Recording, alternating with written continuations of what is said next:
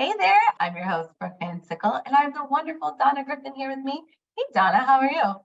Hey, I am great. I'm looking forward to talking to you. I know, I'm so excited to have you.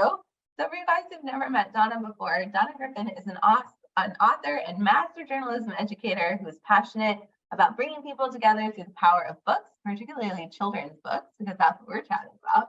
And Donna is mostly known as Nana and Mrs. Griffin.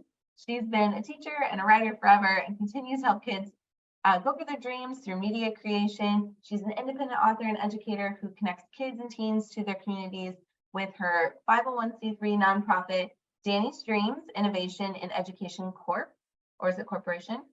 And student voices at Butler University. So we're so excited to have you and chat all about writing books that connect with kids. It's gonna be so fun. I love it. I love it. So I'm sure people are watching this and they're listening to your story and they're so intrigued that they're like, I want to be able to do this too. So what would be your biggest recommendation for someone on how to get started if they only have an idea for a children's story at this point? hmm Well, the first thing that I would do is I would read a ton of children's books, first of all.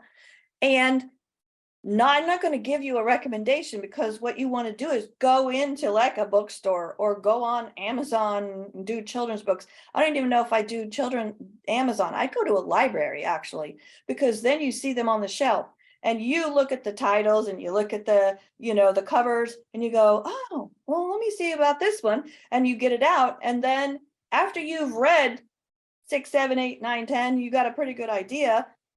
You need to choose your audience that you want to do. But then you have to figure out, why did I choose this one? What did I like about this one? Did it keep me till the end?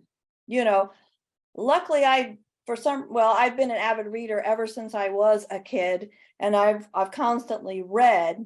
But so I always thought back to books, like I was thinking of Shel Silverstein and the Missing Piece. I used to read that to my kids. I think back to the books I used to read to my kids and like, what did I like that? Because it was rhyming, because it was funny, because there was a bigger theme story that the kids didn't even realize what they were getting. They were too busy laughing about it, but it stuck with me and it stuck with my kids and now my grandkids. So that you can only get by reading. If you want to be a good writer, you have to be an avid reader. You have to just read. That's where I get most of my inspiration. In fact, if I'm in the middle of a story and I'm kind of stuck, I just put it down.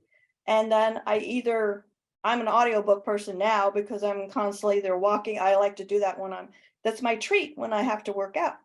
So I will read something. Sometimes it'll be related, sometimes it won't even be related. And then suddenly there'll be something they say, or I'll see something and I'll go, that's what I need to do. Yeah. So, and the other thing would be, you got to know who the person is that's going to be your story. That's going to be who are your character or characters. You don't have to know everyone, but you've got to write it from a person's point of view. It can't be about, I want to tell how bad it is that this is going on, and I want to focus on diversity or whatever it is.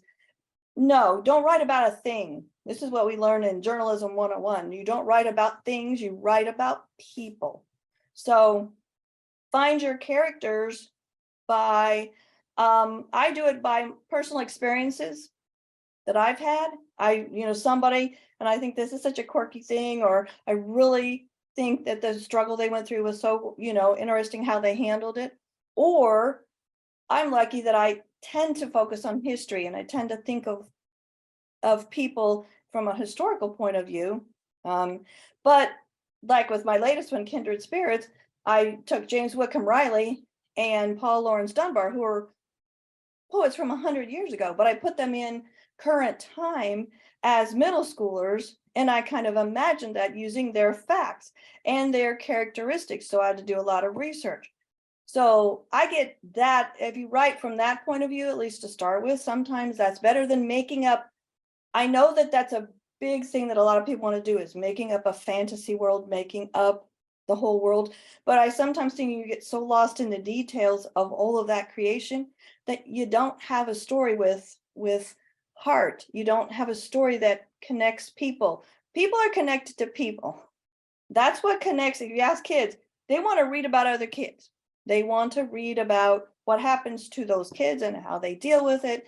And they don't want to know how, education things and all of that. You have to weave that in so they don't understand what they're learning. They absorb it and they're inspired by it, and it pushes them forward. Yeah, you So don't want to create a lesson, like a didactic story. Like you want it to be a fun, engaging, entertaining story for Mhm. that audience, and the Right. takeaway is just a bonus. Yes, so true. And most of the kids they're so smart. That's the other thing. Besides being a lot of fun, they're so smart and they're so sophisticated. Yes. So they already know, oh, you're just trying to get me to do this, and it's Yep. like they'll get you right away. If you're not telling a real story, they latch on and they're just like, this is not what I want to read. Sorry. This is not why I'm here. Yeah, 100%.